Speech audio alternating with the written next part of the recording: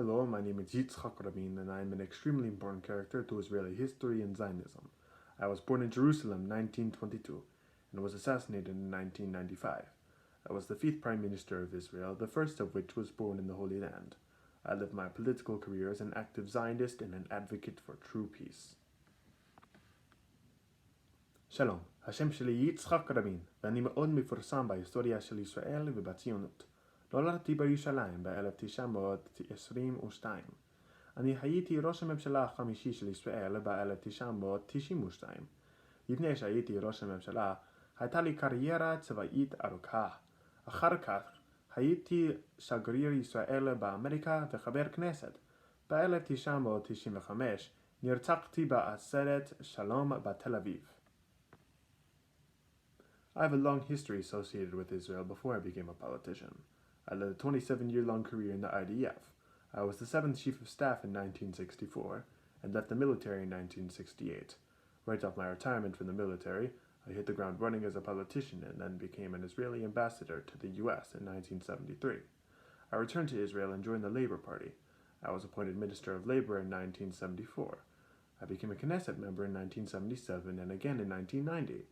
In June 1922, I was elected the 5th Prime Minister of Israel. Throughout my military and political career, I remained passionately committed to Zionism and my true motives to achieve peace with the Arabs. I was constantly aware that there were people who greatly opposed me, but that doesn't mean I could give up and stop pushing forward. I wouldn't even consider myself a natural politician. Others describe me as quite shy, awkward, introverted, and not so good with small talk. In a bibliography, Itamar Rabinovitz said, picking up the phone and asking a complete stranger for his vote was a Herculean task for Rabin. I could not settle for just voting for someone that best represented my ideas. I had to say what needed to be said for true peace to ever be accomplished. All I ever wanted was true peace, no matter what it may cost. At first, I thought I might be able to accomplish it by fighting with my country. I helped save Jerusalem in the War of Independence. I led the IDF to victory in the Six-Day War, and I even married my wife Leah during wartime in 1948.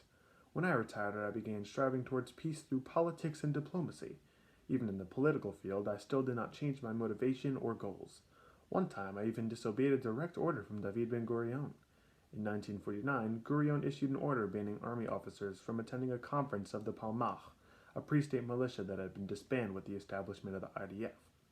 Later, in an interview, I openly admitted to disobeying the order because I have a sense of personal loyalty towards friends. From 1992 to 1995, I was also working with many Middle Eastern leaders for the Oslo peace agreements with the Palestinians and Jordan, Oslo I and Oslo II. These years included many secret meetings with the world leaders, and overall it was extremely difficult for longtime enemies to agree on peace deals.